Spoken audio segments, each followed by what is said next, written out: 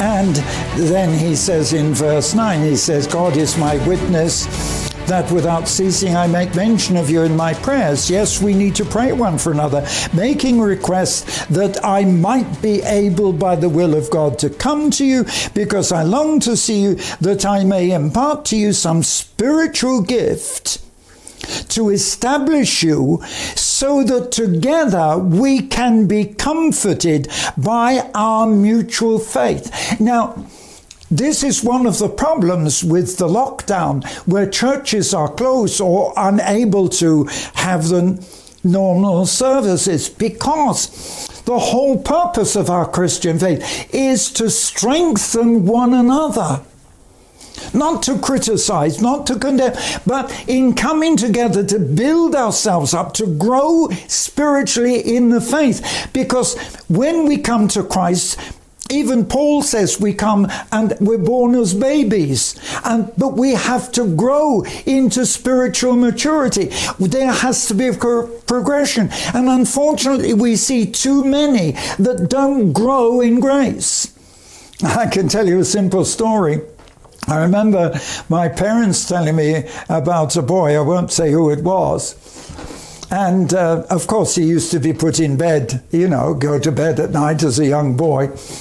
And he kept falling out of bed. And mum or dad would have to go up and get him back into bed. But he kept falling out of bed. And one day, his father said to him, "Why, son, why do you keep falling out of bed?"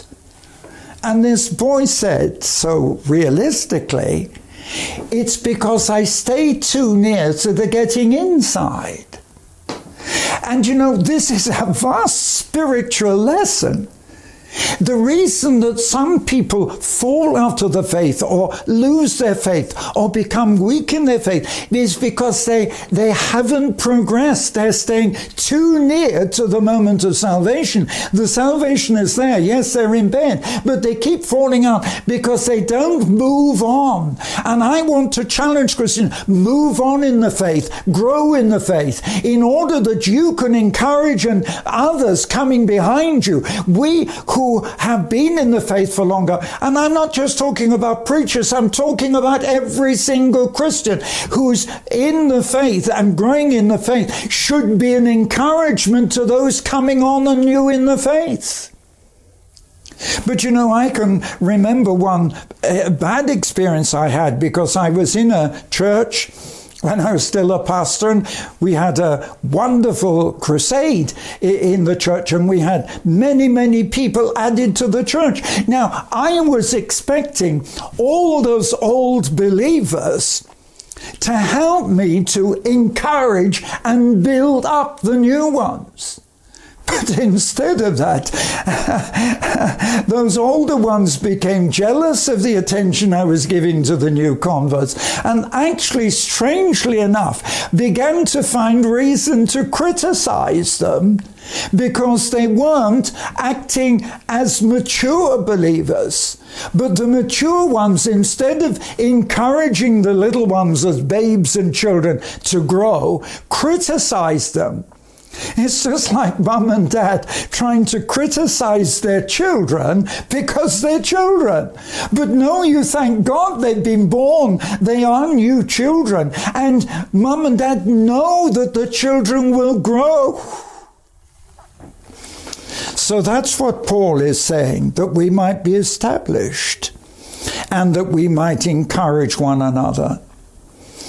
And then he says that he is a debtor both to the Greek and to those who are not Greek. So, in other words, he's talking this is to the Romans. He's talking to the Greeks and those who are not Greek. Romans, and in one sense it uses the barbarians in the authorized version. So he's not just speaking to the Jewish people, but he's speaking to the whole world.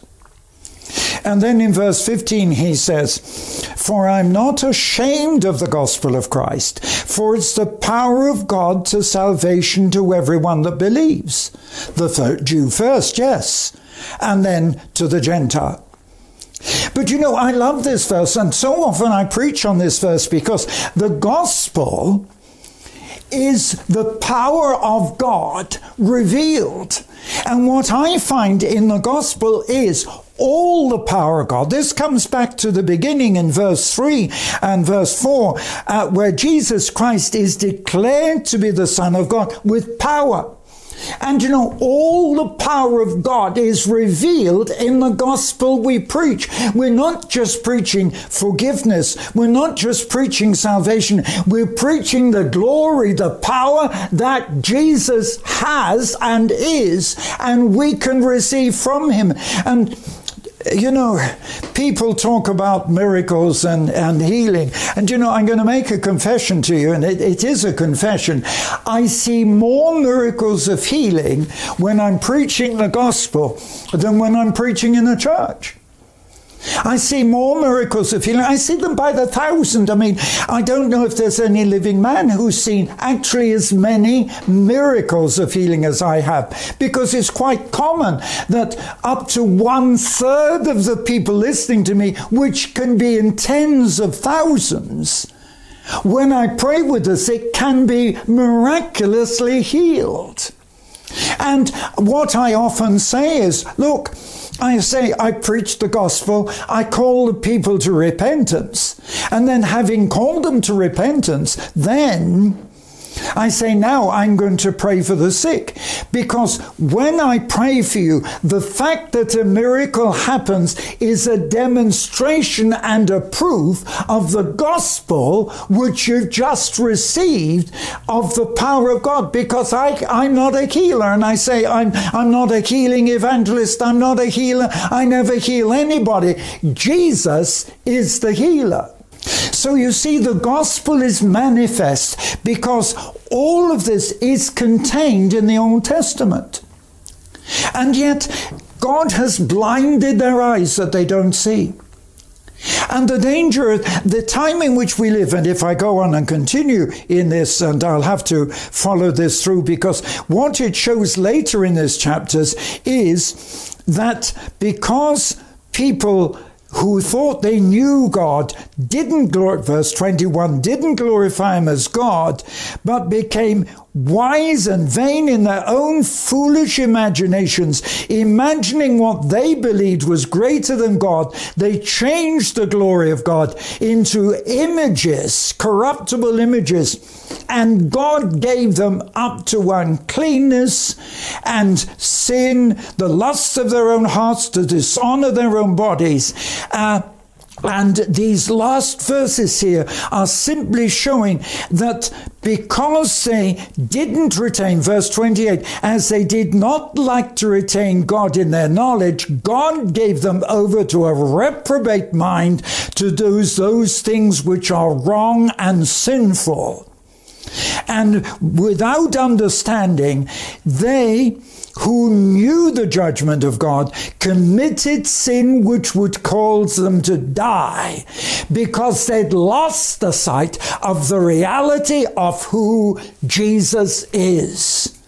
And you know, we've got to come back to the truth and accept and believe and obey the truth of the gospel in order to get into the kingdom. God bless you. I want to continue this in another message. Thank you.